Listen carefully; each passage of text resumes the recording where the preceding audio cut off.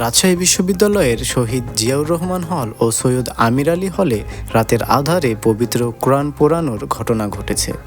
এ সময় হলের দেয়ালে ভারতের ক্ষমতাসীন দল বিজেপির লোগো আঁকা হয়েছে বলে অভিযোগ করেছেন সাধারণ শিক্ষার্থীরা। রোববার 12 জানুয়ারি রাতের কোনো এক সময়ে এ ঘটনা ঘটে বলে ধারণা করা হচ্ছে। তবে কারা এমন ন্যাক্কারজনক ঘটনা বা কাজ করেছে তা জানা যায়নি। বিশ্ববিদ্যালয় প্রশাসন জানায়, প্রাথমিকভাবে ধারণা করা হচ্ছে একটি গোষ্ঠী নিজেদের স্বার্থ হাসিল এবং শিক্ষার্থীদের মধ্যে ধর্মীয় দাঙ্গা সৃষ্টি করার লক্ষ্যে এ কাজটি করতে পারে। এদিকে ঘটনা প্রকাশের পরপরই হলে থাকা শিক্ষার্থীদের মধ্যে উত্তেজনা ছড়িয়ে পড়ে।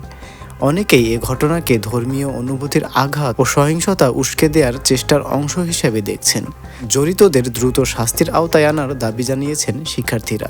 বিশ্ববিদ্যালয়ের উপাচার্য অধ্যাপক সালেহ হাসান নকিব বলেন, আমরা একটা শৃঙ্খলা মিটিংয়ে বসবো। এখন পর্যন্ত আমার জানা মতে এই দুই হল ছাড়া অন্য হলে এরকম ঘটনার খবর পাইনি।